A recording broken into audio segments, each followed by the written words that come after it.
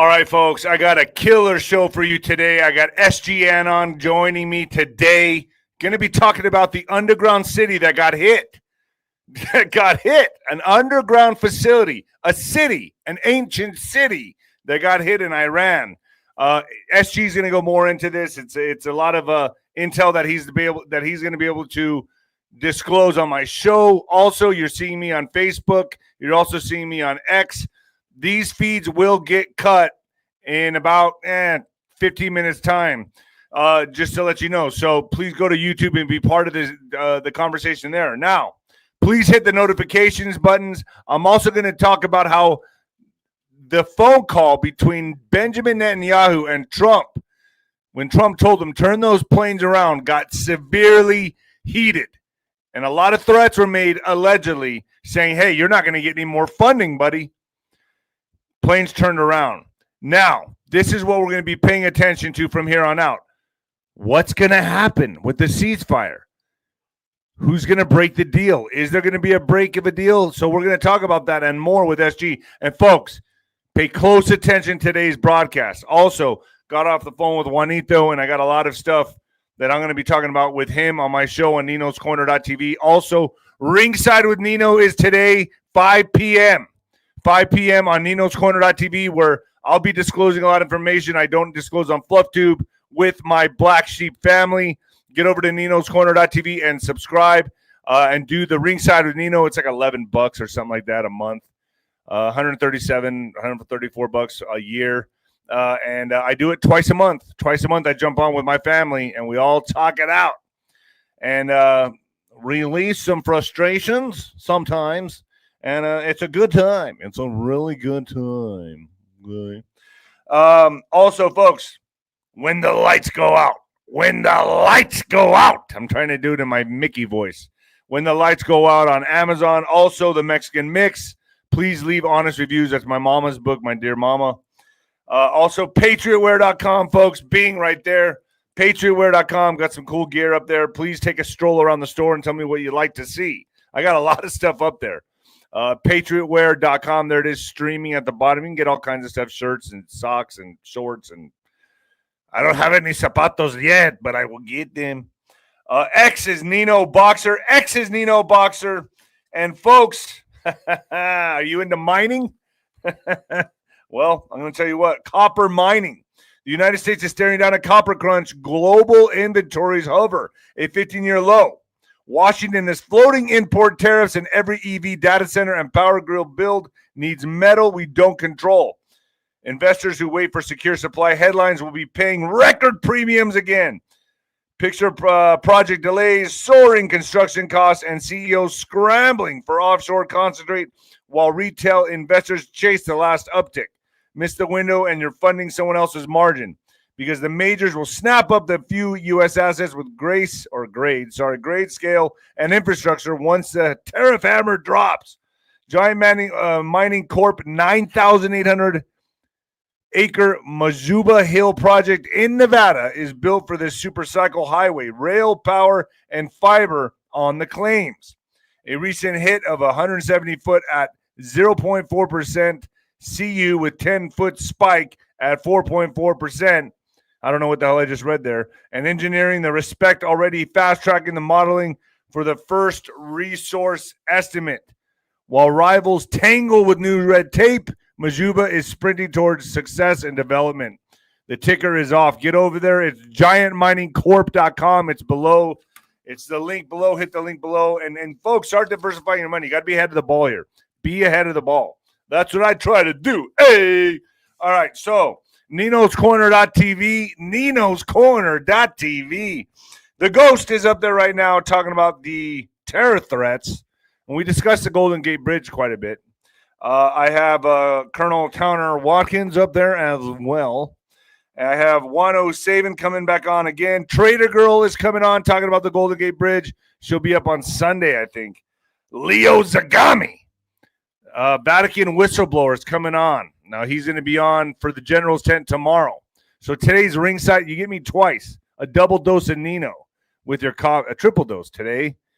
The morning show, then tonight for Ringside with Nino, and then the General's Tent tomorrow. You're going to be real sick of me, by that point. So June 26th, my sobriety date, by the way. Yes, I'm still sober. 5.5 years. Can you believe it? I can't. I keep thinking I'm missing out on the party. I used to be the party guy, and now I'm the lame guy. When I get a craving to go to like a, if I think, I want to go to the bar and drink a few beers with some friends, I go to Village Inn now. I go to the diner and have a piece of chocolate pie with coffee. That's what I do. That's my exciting night. It's how lame I've gotten. I got gray hair in my beard now. It's just, I'm in a midlife crisis. I think I'm in a midlife crisis, and I'm going through it. My parents are fading away. I'm in this midlife crisis, whatever you want to call it, and I'm just realizing, like, the only thing valuable in life, the only thing is time. That's the only currency that should be valuable. One day you wake up and you realize, you know what? Time is the only thing that's valuable. Everything else doesn't matter. Time is what you give away for free to everybody, and we got to be more mindful of that. At least I'm going to start being more mindful of that. And with that being said, it is the apocalypse. So you might want to turn it down or turn it up, folks. Here we go. Oh, yeah. Coming at you live from the apocalypse, baby. Oh, shit. All right. So we're going to be talking about a lot of stuff today. The moment of truth, Israel and Iran ceasefire as U.S. major cities on high alert. So, I'm hearing that Trump's threat to Benjamin Netanyahu was pretty severe. He said, turn those fucking planes around or you get no more funding. That's it. We're done. It's over. And they can't keep up the war unless they got the money.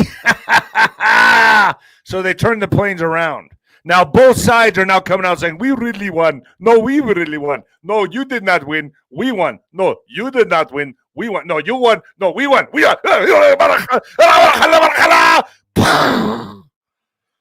Trump is baiting them in, folks. Trump is baiting it in to make it. Okay, so this is what I understand. The deep state. I'm talking about the deep state right here in this specific.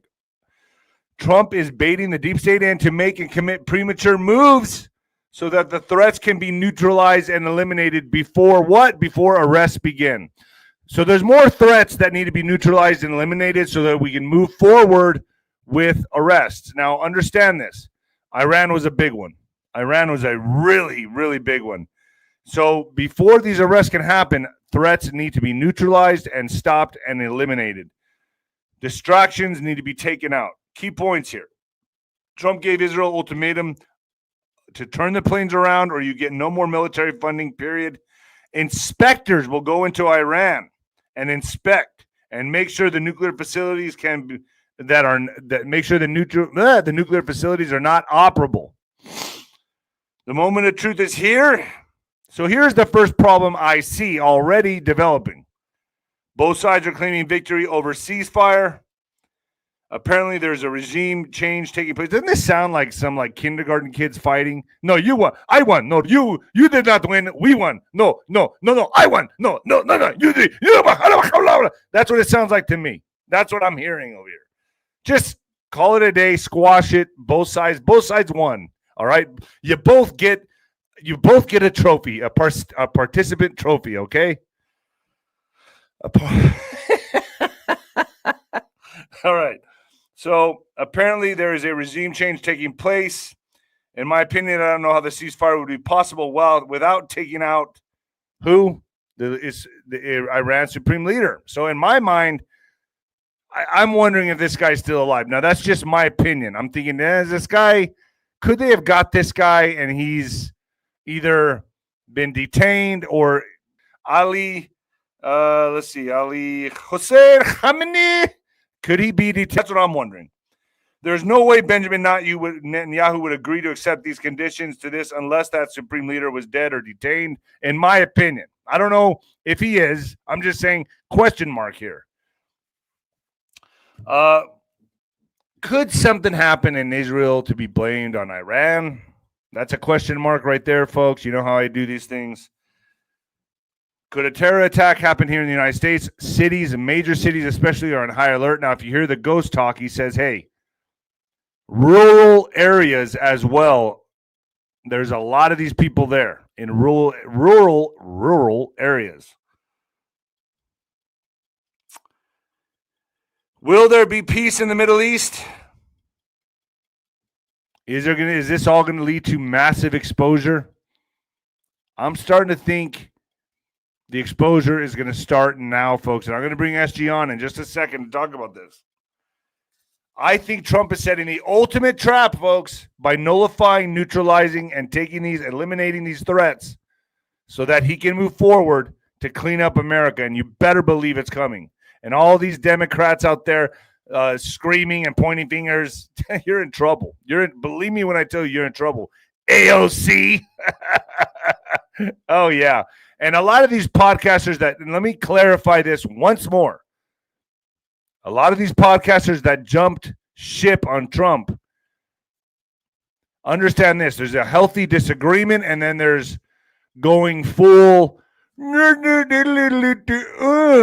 and that's what a lot of these people did. They went full,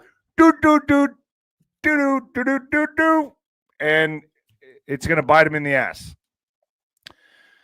But disagreements are healthy. And I think everyone should be skeptical. I didn't jump ship. I stayed in the trenches. I was in the trenches with all of you because I'm watching a beautiful chess game being played. I think Trump is setting the ultimate trap, and I think Netanyahu knows this. I think he knows what's coming, and he's in a hard situation. He's in a very precarious situation. I'm going to talk more about this with SG. And with that being said, Iran's Quds Force Command, I think that's how you say it. SG might be able to correct me on this, but it's Quds Force Commander Khanini reportedly shows up in Tehran. Iranian state media says he is alive. He's alive. Major cities on high alert after U.S. strikes Iran. Major cities across the United States are on heightened security alert following Saturday night's airstrikes targeting nuclear facilities in Iran, with law enforcement agencies around the country deploying additional forces to protect potential targets from retaliatory attacks. The New York Police Department, the nation's largest municipal police force, issued security advisories and increased patrols around religious, cultural, and diplomatic sites Saturday night. The department coordinated the federal partners while monitoring the potential threats to the city. Out of abundance of caution, we're deploying additional resources to religious, cultural, and diplomatic sites across New York City and coordinating with our federal partners. We'll continue to monitor for any impact in New York City, the NYPD stated on social media. U.S. President Donald Trump said on social media early Monday evening that Israel and Iran have agreed to a complete and total ceasefire to be phased in over the next 24 hours. So, major cities are on high alert. And let me make this clear, rural areas. Why do I have a hard time saying that? Rural areas. Just in, White House clarifies what the Iran-Israel ceasefire schedule looks like. So here it is. Midnight Tuesday, yesterday, Iran halts strikes on Israel. Noon Tuesday, yesterday, Israel halts strikes on Iran, and then Wednesday, war officially ends at midnight tonight. I guess it's already over. I don't know. Anyway, I'm not very good at the time changes, time differences here. Hey, yo. Netanyahu responds to Trump's Iran-Israel ceasefire. Israeli Prime Minister Benjamin Netanyahu welcomed the ceasefire with Iran unveiled by President Donald Trump and said he had agreed to it, but warned his country would respond forcefully with our tax dollars, with our money. Yeah. If any violation occurs, Trump urged Israel and Iran to uphold the ceasefire as it came into effect. He said there would be a 12-hour ceasefire followed by the complete end of what he called the 12-day war. Another 12 hours after that, Iran signaled that it would join the ceasefire. If the truce holds, it would be a vindication of Trump's peace through strength strategy and his decision to join Israel in striking Iran nuclear facilities, a gamble that risked provoking a full-scale regional war. And you saw a lot of people jumping ship right around then. They got panicked, but I didn't. I stayed in the trenches with all of you. With all of you, I stayed in the trenches. So let's bring on SG. Are you there, my man?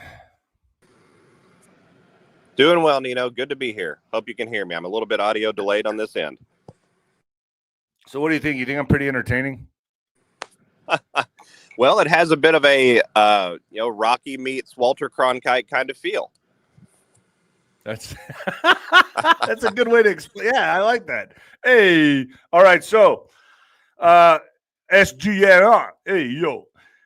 All right. So you told me before we got started, a lot of things happened here. A lot of things that behind the scenes happened here, and we're even going to say that an underground city got whacked. What happened? Well, it's really incredible, Nino, what's going on in Iran right now, and it's sort of the same type of circumstances that Patriots and Anons have been talking about coming for the last 3 to 4 years. We've wanted some publicly obvious, publicly visible evidence to show that there is a covert war, that war is being fought between factional parties, that those factional parties will eventually show themselves out to the world, and those that are not on the side of humanity or that come into the fold with humanity will ultimately find themselves destroyed and held accountable.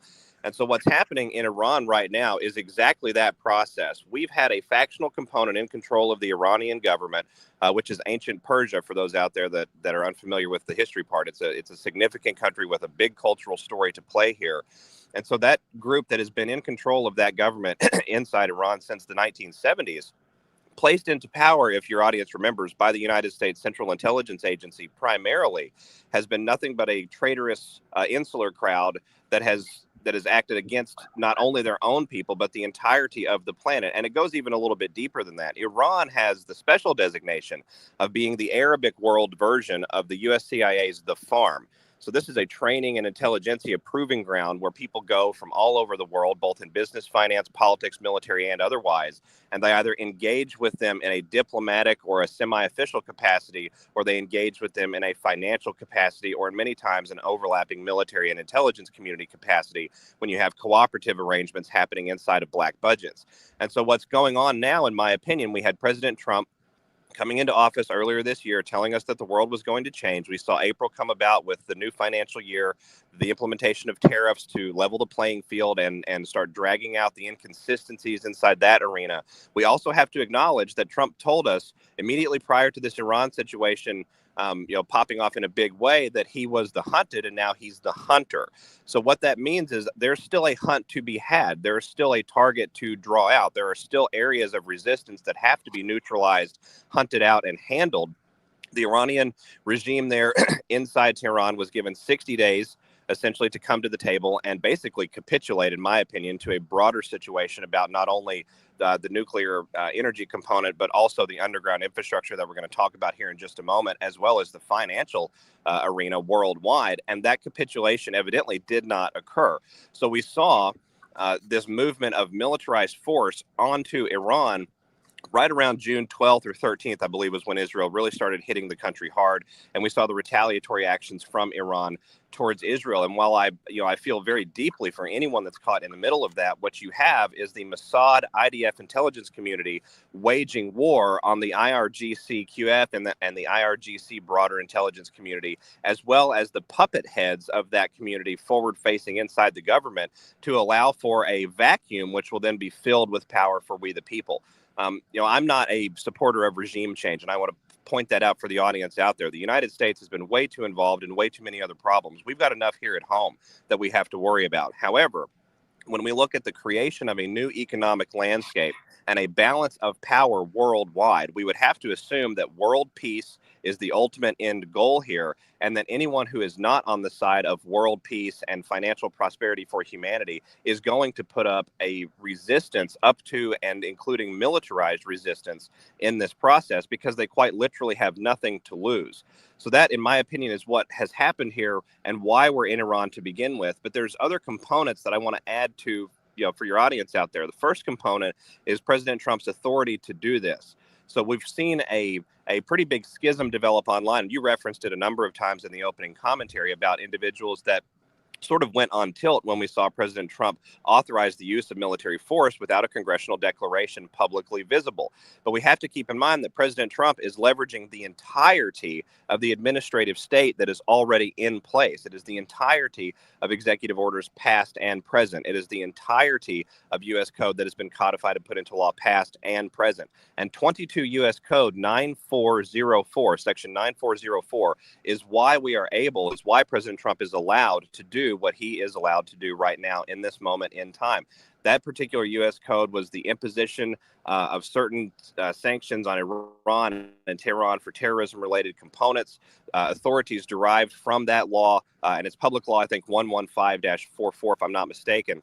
But the authorities cited inside of that law go back to Executive Order 13224 and the congressional authorization of military force against September 11th terrorist attacks, which occurred on September 18th, 2001. So President Trump is not inaugurating a new war without congressional approval. President Trump is continuing to prosecute a war that has been ongoing for 24 years. This is a continual state of war that we've been in, and the commander-in-chief is leveraging his wartime powers that are already lawfully on the books from years ago to allow us to go in the present day and time and actually handle terrorism rather than pretending to handle it while actually funding it and expanding it. So now I want to move a little bit further into this and say, well, what kind of terroristic components, what kind of threats to mankind could actually exist where we would need, the level of firepower and, quite frankly, the level of misdirection on behalf of the Israeli Defense Force and their many assaults on Iran over the last 12 to 14 days or so. What kind of threat would actually require that? I submit to you that that threat would be underground infrastructure, which is a part of the broader underground warfare situation that we've been talking about really on your show and many others for a number of years now. There is an entire civilization that has existed beneath the crust of the earth for a very long time. And the reason that they have is because it provides them insulation and shielding. It provides them a pathway to conduct all sorts of their depravity and evil outside of the public view. It also allows them to harness different energies, both thermal and geomagnetic, inside the earth to create and amplify technologies that are deeply threatening and can be deeply destructive to surface level populations.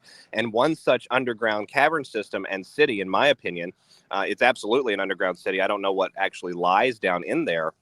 But one such city is a city called Nushabad, Iran. Nushabad is one of the largest underground cities in the ancient world. It sort of rivals or is right around the same size as Göbekli Tepe out of Turkey, which is a very, very large underground system that ties back to a monument that you can see on the surface.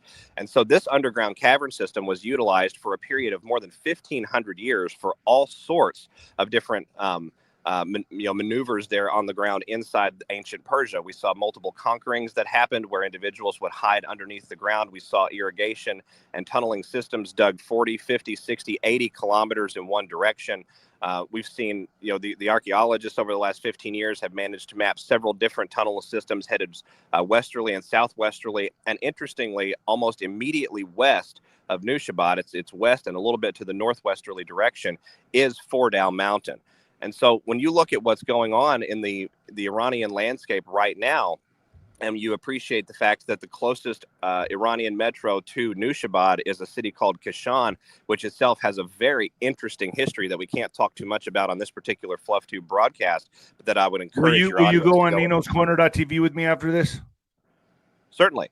Okay, because I want to go into that in detail, but go ahead.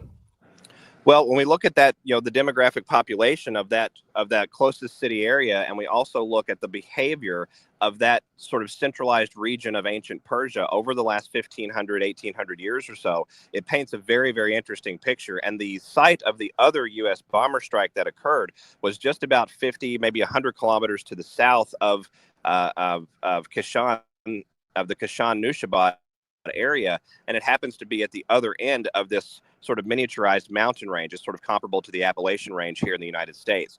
So in my opinion, what we've got is a multi-dimensional conflict literally playing out right before our very eyes with irregular warfare authorities that have been on the books for a long time, but that are not made publicly visible because it tips the enemy off, and it's pushing the needle forward in the direction of humanity's best and highest future, while providing the pocket, the publicly visible vacuum for the Iranian people to step up and take control of their Persian culture again.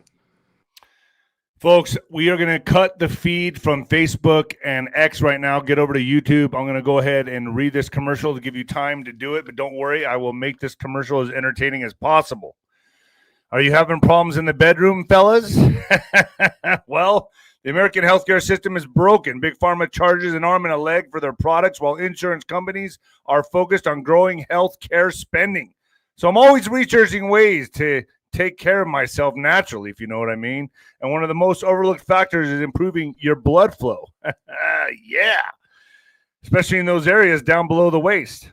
That means more oxygen and nutrients to your brain, heart, muscles, to your big head and your little head, and even places that need a little extra help as you age. I use Blood Flow 7 from Juvenon. It works by boosting nitric oxide levels 230% and opening arteries up to 62% to improve blood flow. With just one dose a day, it's helped improve my stamina, energy, focus, and supported my heart health, all without caffeine or stimulants. It's doctor formulated, scientifically backed with premium and natural ingredients.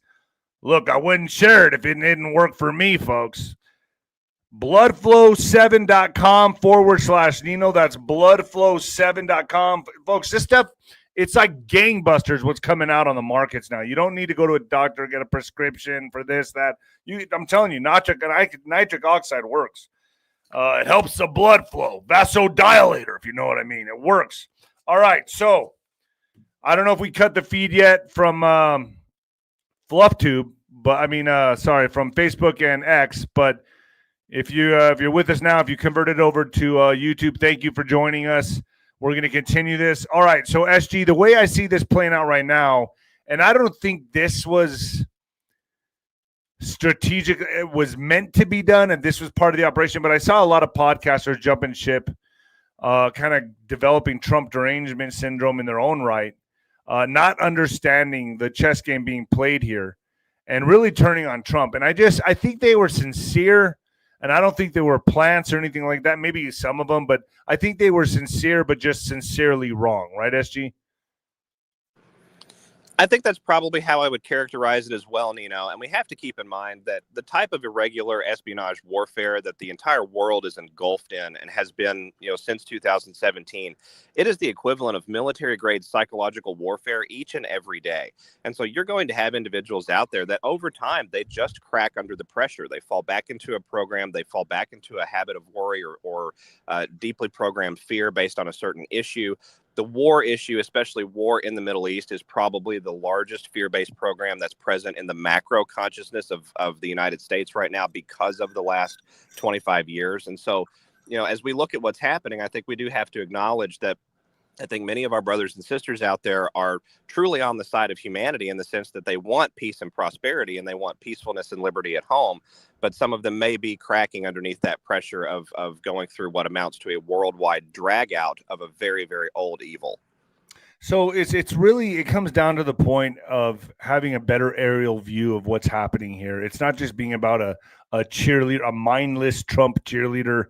It's about really understanding the operation that's occurring, that's taking place right now, the strategic steps, the operational phases, and only a very, very few people get that. Right. And you bring up a very good point of view. It does require the ability to extract oneself and go a little bit further. It does require the ability to sit back and say, look, maybe I don't know the entire story here. And maybe what I'm seeing, while compelling, while deeply disturbing in its presentation, maybe that's not the whole, picture here. Maybe there's more to be had, and being willing to go and not necessarily, invent things or make things up to satisfy some sort of, criteria, but being willing to go and look for possible alternative explanations. And in many cases, you'll find deeply vertical, highly detailed and thorough alternative explanations that make a great deal more sense and that would explain why we're doing some of the things that we're doing around the world during this Trump presidency. Let's talk about this underground facility again. So this underground facility, from the information you're getting, got hit correctly. It did get destroyed, or just parts of it got destroyed. Did we know there was an underground facility, or did we find that out in the aftermath? As far as how the knowledge came about to the U.S. military, that's probably above my pay grade. I would assume that large amounts of military intelligence and defense intelligence reconnaissance missions over the last 15 to 20 years have probably been aware of that, location as an active point of potential concern. What I find very interesting, and this is a bit speculative, so I want to highlight that for your audience out there, but something I find very interesting is that in the early days of this conflict, earlier this month, when Israel was really going hard at the internal operations, sabotaging things, launching drones from internal launch sites and things like that, you saw articles coming out in Western media discussing secret Israeli bases, primarily manned by the Mossad, located in Iran. Well, it would make sense that you would put an Israeli base, which would obviously garner immediate public attention and scrutiny inside Iran. It would make sense that you would place that in an underground or potential, mountainside style situation, to where it's not immediately publicly visible, especially if you're also trying to hide from the Iranian military. And so in that sense, if we have overlap between, a potential Israeli site or a potential, intelligence community playground contained within this underground cavern system, it makes complete sense why we hit the mountain, both at Fordo and at Natanz, in the fashion that we did. Those two locations are on the northwestern and the southeastern ends of this particular mountain range. It's not a big range. It's a couple hundred miles long, it looks like, based on Google Maps.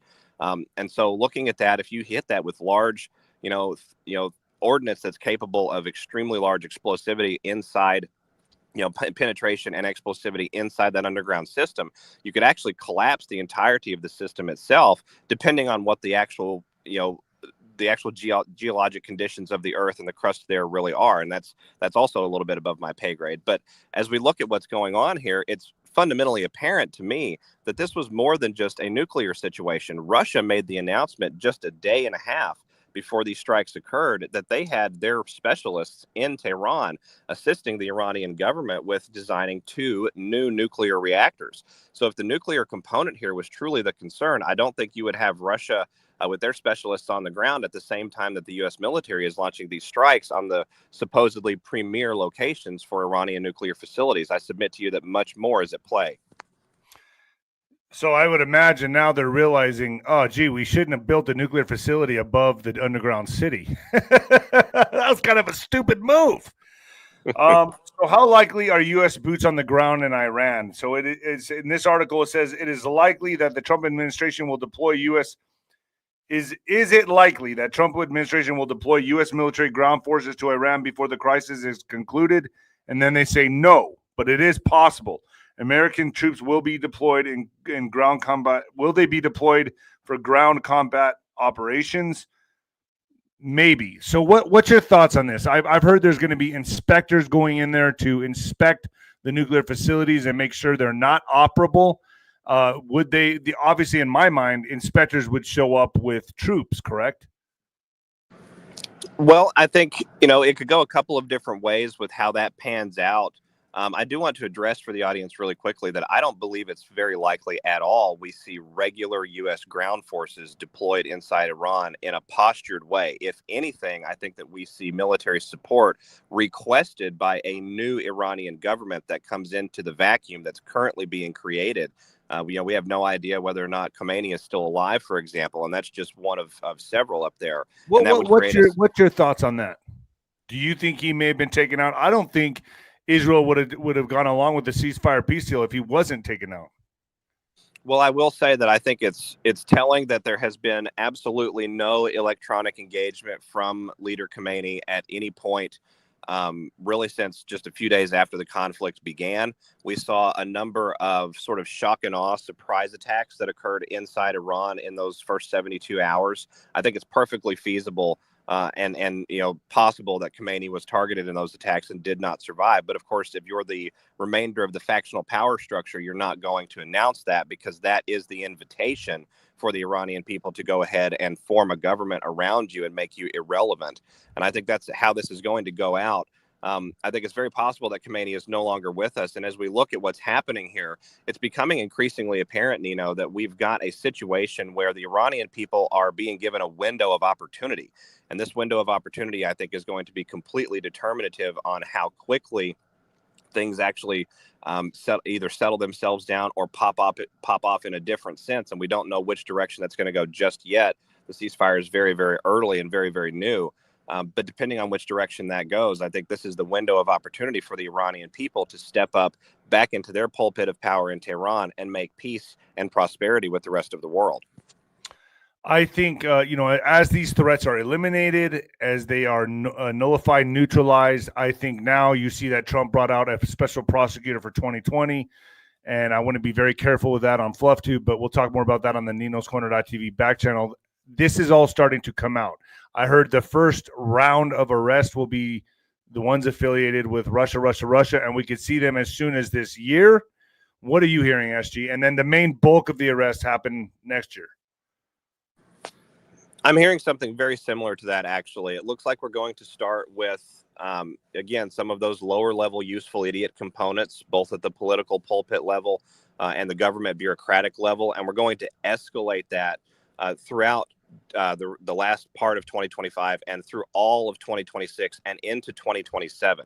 This is going to be a significant event in American history where a purge, quite literally, a public purge and a long-term justice accountability apparatus begins to, grind itself forward. And that's going to culminate, from what I understand, Nino, with bioterrorism relating back. Whoa. Can't say that on here.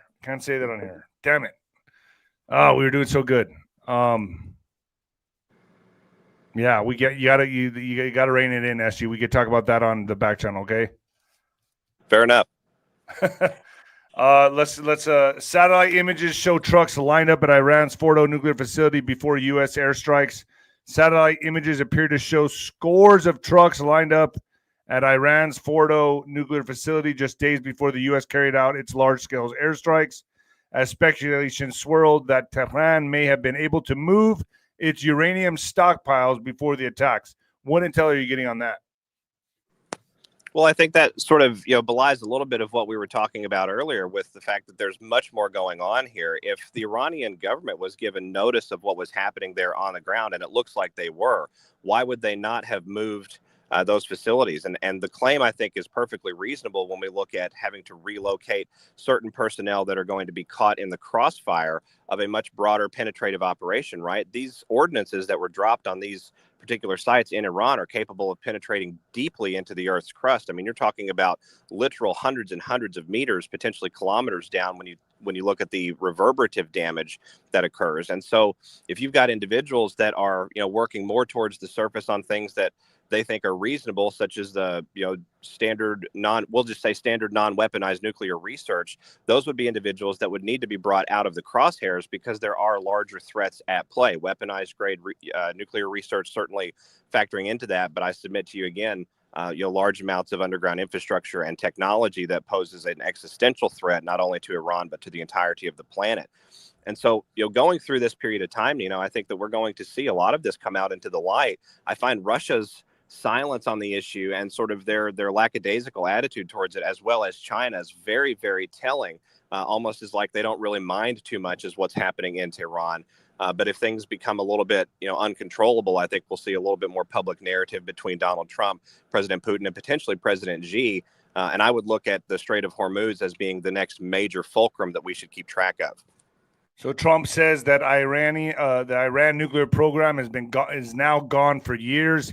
Could have put him back 10 years. I've heard 50 years. I've heard different numbers of years here. What are you hearing, SG? How bad was the damage? Because MSN is saying, the damage wasn't too bad. Well, I think we have to keep in mind that both the MSM and President Trump are playing a deception operation out there on behalf of the entirety of whatever is happening in the background. And so I think it's very likely that we've got much more damage than is being reported by both sides. But the nature of that damage and what specifically was damaged in the strikes, I think those are variables that we really don't know right now. And that's sort of what we're surmising here on this broadcast. We have President Putin telling us, again, just a few days ago, that he's helping Tehran build nuclear reactors. So it makes sense that we would not annihilate most or all of that particular nuclear program, because we would literally shoot our irregular warfare ally in this particular lens right in the foot. And so I think it's possible that we saw some of the more civilian non-weaponized grade nuclear research brought out, equipment potentially repatriated and removed. But it's highly likely that we saw anything developed by the intelligentsia apparatus over the last 60 years to include nuclear and other technologies absolutely obliterated in these strikes.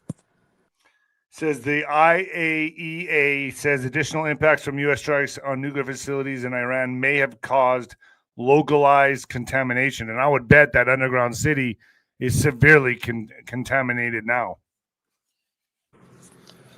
Well, again, I don't know about the contamination level, but I will say that it is located only about 60 kilometers southwest of a very large lake system that was utilized for irrigation purposes in the ancient world.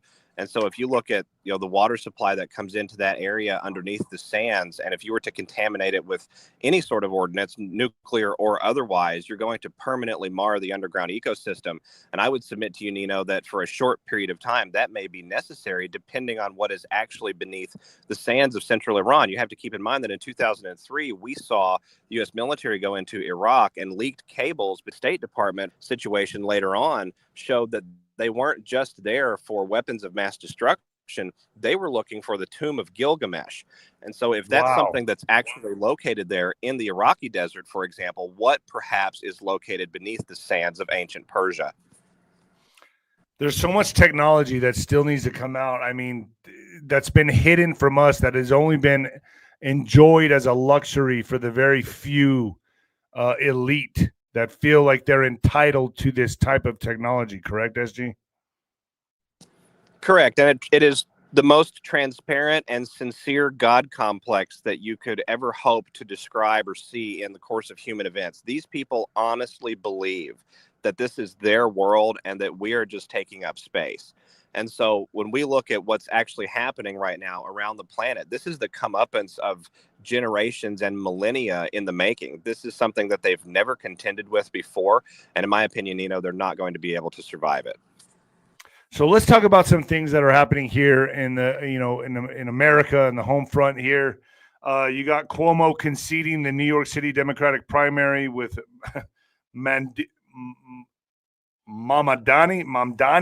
in the lead. So this guy, Zohran Mamdani, a 33-year-old New York State assemblyman, is leading in the first round of the Democratic primary contest for mayor of the city of New York in the 2025 election, while Governor Andrew Cuomo has conceded in a stunning upset victory. So all this, I don't feel like and SG, I'm sure you feel the same way. None of this matters. It's not going to get to the finish line, is it? I think, this guy, you have all these screaming white women out there talking about women's rights, this and that, and then they go vote for this guy, a Muslim. That makes no sense to me. But do you think we see this come to its full fruition, or do you think this gets stopped? Everything comes to a screeching halt before we get to the 2026 midterms? Honestly, I think that's a really interesting postulation, and we could very well see an arrested momentum, and I use that tongue-in-cheek out there for the audience, as we go forth from late 2025 and into spring and summer of 2026. We've talked for a while on this broadcast and others, Nino, about there having to be an event or a sequence of events domestically here in the United States to again require a pause, a situation where, things are potentially shut down or locked down for a period of time, and where expanded authority is going to be necessary, publicly visible and hopefully well communicated by way of the devices that we're on right now, to allow for the actual removal of the entrenchment. And I think this situation that's developing with the New York City election is just another cog in that wheel, moving that landscape forward. You have a very interesting constellation of symbolism now present there potentially in New York City, especially the fact that this guy is even on the ballot after what was supposedly done to the towers on 9/11, and we'll have to talk about that another day. So looking at what's going on right now, I think that as we look at what you described earlier, the Russiagate situation, the individuals, more of the low-hanging fruit beginning to be plucked from the tree, and those fruit will, of course, bring other fruit higher up from the tree with them as we go through this process. I think it's likely that much of this ends up sort of very tainted and in muddy waters headed towards that midterm, and we may not see that midterm occur in a standard fashion. Let's get to some border news. Let's talk a little bit about the border. An activist judge in Boston decided the Supreme Court ruling allowing Trump to deport illegal immigrants to third world countries like Sudan does not apply to them. And then Stephen Miller says, we will hold that judge accountable tomorrow. Now, I'm waiting to see what happened here. Does anybody knows what happened to this judge? Please put it in the comments. I'm waiting to hear on that. DHS has just approved a plan by Florida to build, listen to this, folks. This should be what the fuck news, but it's not. To build a detention center for illegals surrounded by what? An alligator moat. An alligator moat, okay? So if you think about leaving, why don't they just throw them in the Rio Grande? I don't understand. Let's just get it over with. Leftists are absolutely losing their minds. NASA has already confirmed a probe launch. Now, this is ridiculous. And I want to get your opinion on this, SG. NASA has already confirmed a probe launched into space in 1977 has now discovered a wall of fire at the edge of our solar system. Human civilization has always wanted to explore all the limits of the universe. This is a feeling that has haunted humans throughout history, not to know the limits of the entire universe, but to discover those of the solar system. NASA launched the two Voyager probes in 1977, and it can be said that they fulfilled the objective for which they were launched, as they surpassed the known limits, reaching the so-called wall of fire, where temperatures are extreme, reaching up to what? 30,000 degrees Celsius, folks. Come on. Here's where I go with this. Elon's rockets in the year 2025 keep blowing up after liftoff time and time again.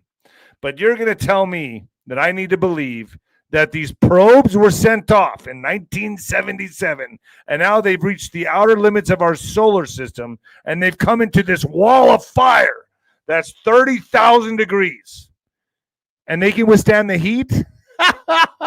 They can. I thought space was a vacuum.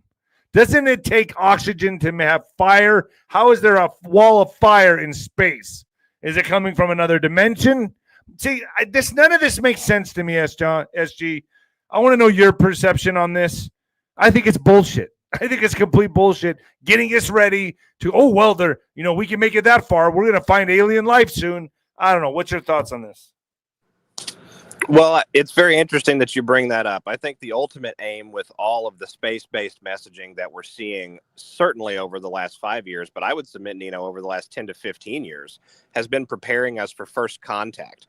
Now, that being said, as we look at what you just had, brought up there on the screen, you highlighted the very first thing that I was going to highlight.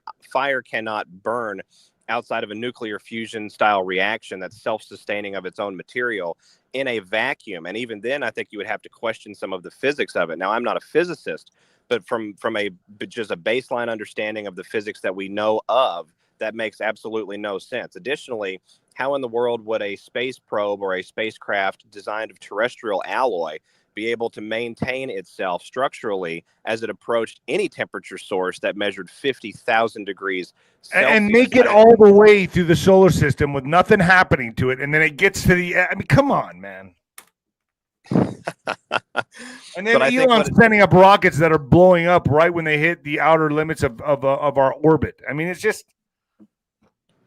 I find it very, very interesting when you look at some of the symbolism in spiritual schools. There's a school that goes back, and I want to say that it tracks to somewhere in the Arabic Crescent, that discusses how God was the arbiter of the fire, and the fire was what brought them. It was not just the biblical story, but this other story as well. The fire was what brought them meaning, it was what brought them purpose and burned inside themselves. And so when we look at the messaging, I think coming out from anything space-based, I think we have to keep in mind that, there are, in my opinion, other sentient life forms out there that represent different components of God's overall creation throughout the entirety of the universe. And so you may have those that are more geared towards water. You may have those that are more geared towards arid conditions or fire. You may have those that are more geared towards some of for example, some of the Star Wars species that are put forth in some of those movies. Not all of them I think are real, but I think it's very possible that some of them are. So as we look at the messaging that's coming from this, I think maybe a way to draw from it is that there is another world that has been discovered, or another world that is going to be introduced to our awareness, to our consciousness, with inhabitants much like us that are focused and symbiotic with that world under God's perfect creation.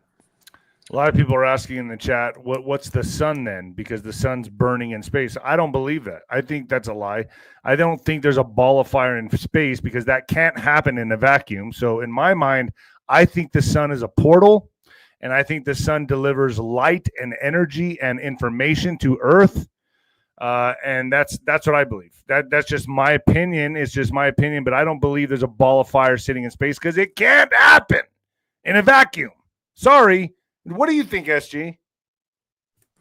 Well, it's very interesting you bring up the sun itself, and I figured as we were going to be talking about this particular topic that we were going to have some of that come up, and that's perfectly natural. So again, I want to call the audience's attention to maybe being open-minded about something that we don't fully understand, or that the information has certainly been obfuscated about. And our nature in the universe is the biggest. I think it's probably the ultimate biggest lie that it'll take us a generation or two to actually put back into place. When we look at a group called the Anunnaki, for example, the Anunnaki came here many thousands of years ago, somewhere the estimate's 12 to 50,000 years ago. And they came here by way of interstellar travel. We don't really understand what that means. Portal travel would certainly qualify as interstellar travel. I think spaceship travel in the traditional sense would be woefully inefficient, and is probably painted in our media as just very rudimentary and Flintstonian. So I think we have to keep in mind a little bit of perspective on the technology capability. But the Anunnaki came from a star system and a home world.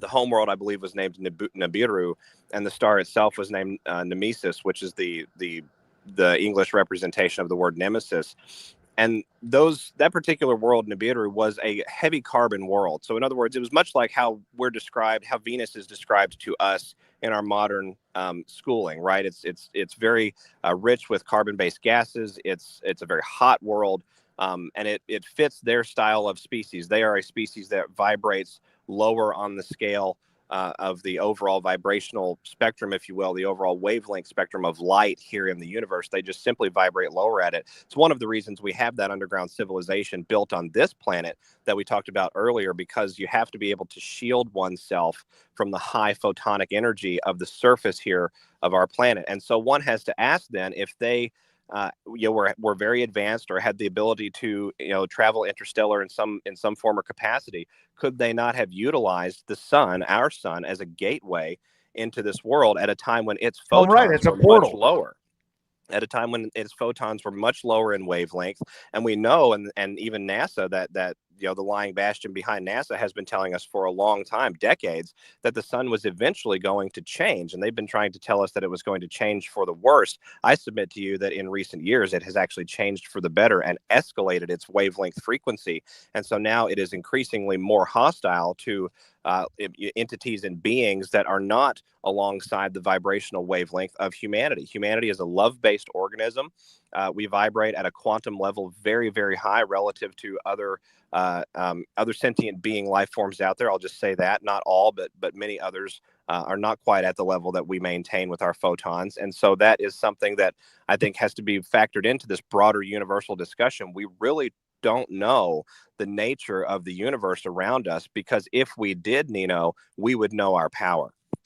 Someone says in here, Dino, you should take a college course. I don't take any courses from indoctrination camps. I teach myself. I have my own mind, and I can think with the best of them, which is why I do what I do right here. All right? Okay, let's move on. Sorry. You want to stick around for some what the fuck news, SG?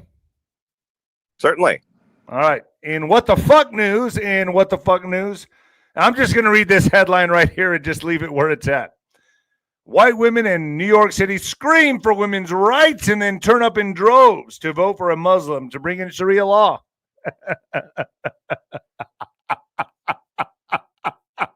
Yikes. Oh, boy, the hypocrisy. You got to love it. SG, can I get you on the back channel? Indeed. It's been good to be here, Nino. SG, thanks for joining me, folks. Everyone give him a thumbs up. Thanks to SG. Great podcast today. Now we're going to the back channel to talk about more of the inside stuff. I appreciate everyone joining. All right, folks, I'm out of here. And the new heavyweight champion of podcasting and the black sheep of